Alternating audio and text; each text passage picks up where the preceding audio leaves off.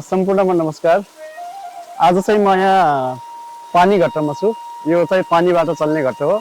म चाहिँ यो घट्टको भनौँ न मालिक हुनुहुन्छ घटालो हैन? खासमा के भन्छ तपाईहरुको भाषामा? घटालो। यो घट्टको मालिकलाई चाहिँ घटालो भन्छ है। म उहाँसँग छु। म केही विशेष कुराकानी गर्दैछु। यो घट्टको बारेमा जानकारी गराउँछु। यो पानीबाट चल्ने घट्ट। यो पानी चाहिँ उता माथितिरबाट आयो हैन? माथि यो छ 8 मिटर। 8 मिटर माथि हाइटबाट आइरहेको छ। 8 मिटर माथि अनि माथिबाट आएको पानी चाहिँ यो पाइपद्वारा यहाँ आएको छ हैन? हजुर। अनि त्यो पानीको फोर्सले चाहिँ यसलाई यो भित्र चाहिँ यसको नाम के हो? यो घुमिरहेछ नि भुनु हुन्छ। हजुर भुनु भानु। हजुर। त्यो पानीले चाहिँ के गर्यो यसलाई? भुनालाई चाहिँ घुमायो घुमायो हैन? भुनालाई घुमायो। भुनालाई घुमाएर माथि काङ्या हुन्छ। काङ्यामा चाहिँ घट्ट बसाल्नुपर्छ। हजुर। घट्ट फेरि काङ्याले घट्ट घुमाउँछ।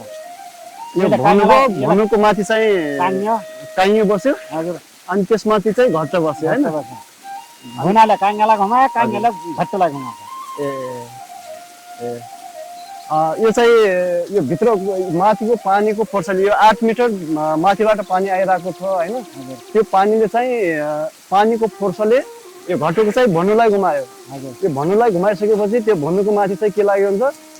काइयो लाग्ने भयो हैन? हजुर। अनि त्यो काइयोले चाहिँ घट्टलाई घुमाउने भयो। त्यसै चाहिँ घट्ट चल्ने भयो। अब चाहिँ म अरु यो भित्र के छ त? यो चाहिँ बाहिरको आवरण भयो हैन? यो बाहिरको रूप भयो यो घट्टको। यसले चाहिँ अब भित्र चाहिँ घट्ट कसरी चल्छ त म त्यो देखाउँछु है त। यो कोठा तार भयो। कोठो भयो। कोठो भयो। हजुर। यो तार भयो। हजुर। यो भुगुटा गाड भन्छ नि यसलाई। हजुर।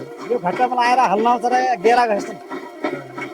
यसले चाहिँ यो घट्ट घुमिरहँदा चाहिँ यो काठले के गर्ने भयो त? यसलाई हल्लाउने भयो। यसले चाहिँ यसलाई हल्लाउने भयो हैन? हल्लाउने भयो र गेरा खान्छ। यसको घट्टको चलाइ अनुसार घट्टको स्पिड अनुसार यसलाई हल्लाउने भयो।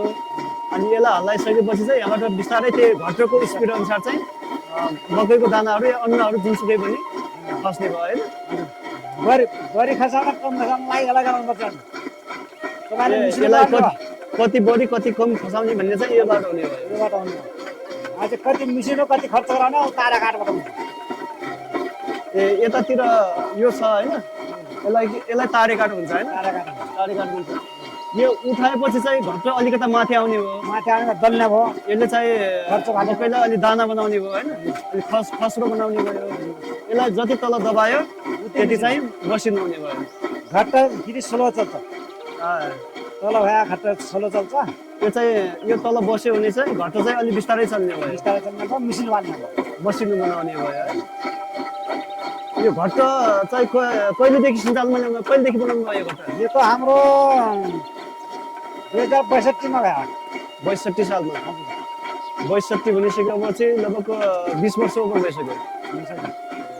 यो भएको 62 मा हो। माथन भएको त 49 मा। 49 मा। त्यो घट्ट पनि चल्छ? चल्दैन आज। चल्दैन है? यो बनाएर उता चल्दैन। यो मात्रै चलाउनु भएको छ। यो मात्र। अनि यो एक घन्टामा कति जति पिस्छ मकैहरू? यो घन्टामा 3 पाते मकै पिस्छ। एक घन्टामा 3 पाते। मकै 3 पाते पिस्नेको गुण कति पिस्छ? 5 पाते। 5 पाते। अरु यो मकै गहुँ जस्तै अरु के चीजहरू पिस्नुहुन्छ यसमा? जो मर्जी पिस्दा।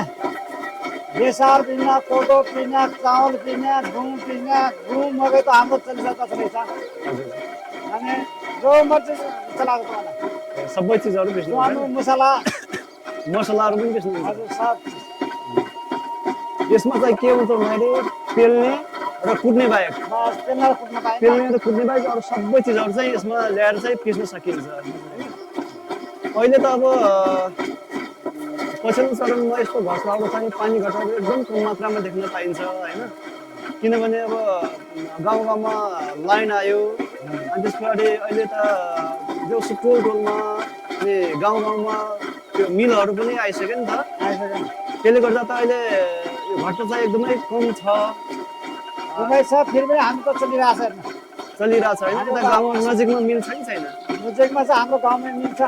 गाउँमा छ हैन? हजुर। हामीहरूले आफ्नो मिलको पिसा खाएको छौँ। अब मिल भए पनि अब प्राय गाउँका मान्छेहरू के हुन्छ त भन्दाखेरि पहिल्यैदेखि घट्टमा पिसेर खाएको।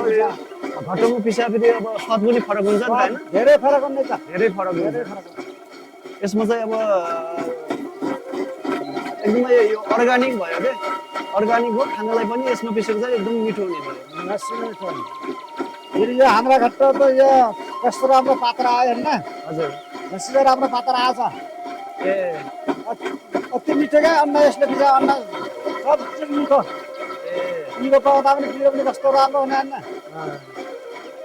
यो यो पातर अनुसार पनि पिसाइ फरक पर्छ पात्र अनुसार पर्छ हाम्रो त्यो पात्र छ हजुर त्यसले ढुङ्गो पिरो त पनि कति मिठो छैन ए यसको बसिमा आउँछ त्यो मिठो र नमिठो हुने यो पातर अनुसार पनि फरक पर्छ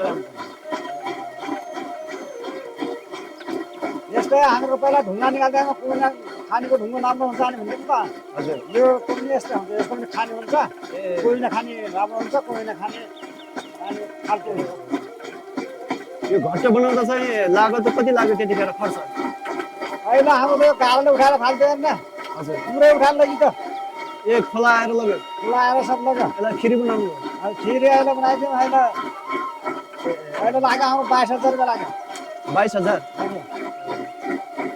यो कति वर्षसम्म टिक्छ यो पातर पातर यो लाग्यो आफ्नो पातर लाग्यो त भइगयो उही 62 मा लाग्यो ए उब्रो लाग्यो अहिले 7 वर्ष त भयो 7 वर्ष भयो होइन यो आफ्नो पनि एउटा ठुलो हुन्छ होइन ठुलो छ यो आफ्नो पनि एउटा यस्तै किसिमको ढुङ्गो हुन्छ आफ्नो पनि र यो चाहिँ माथिको पनि अलिक बाक्लो हुन्छ होइन तलको यो आफ्नाले आफ्नो 60 62 मा लाग्यो भने चाहिँ हजुर आफ्ना पातर पथरा 5 र फाल्दियो 5 र फालिसक्यो यो मुनिको 62 मा ल्याएको लगभग 20 वर्ष टेकेकै छ त्यसले आफ्नो जोडा पनि फालिदियो ए यो जोडा फालिदियो एउटा अब लास्ट यो अब बाँकी चाहिँ यो के अरे आफ्नो तलको चाहिँ यो 20 वर्षसम्म टेकिरहेछ यो ल्याएपछि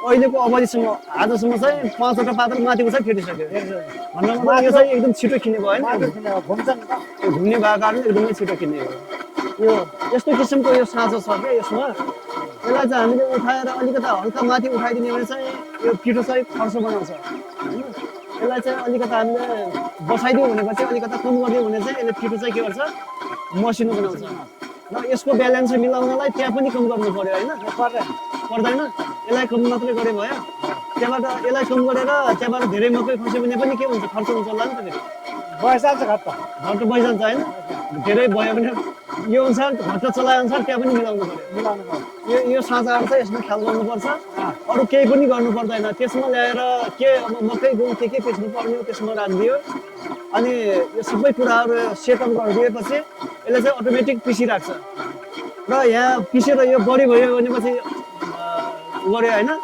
निकाल्यो नत्र केही पनि गर्नु पर्दैन 8 केही गर्नु पर्दैन 8 पातीसम्म यो केही पनि गर्नु पर्दैन मतलब ढुक्कसम्म बस्यो यहाँ यो हालिफाले यो यति घन्टा मेरो सकिन्छ भन्न आउनुहोस् ट्र्याक्टरमा आउँदाखेरिमा यतिसम्म आउँछ ए यहाँ बसिराख्नु पनि परेन कुरिराख्नु पनि परेन यो सबै सेटअप गरिदियो त्यसमा मकै गहुँ के राख्नु के पिस्ने हो त्यसमा राखिदियो यति बजे सकिन्छन् भन्ने अनुमान गर्यो त्यो अनुसार घर गएर काम गर्यो अनि जे गर्नु पर्ने सब घरको काम पनि भ्याइयो मजासँग त्यही अनुसार फेरि अनुमान गरेर आयो अनि पिस्यो लियो त्यति धेरै दुःख पनि छैन कुरिराख्नु पर्दैन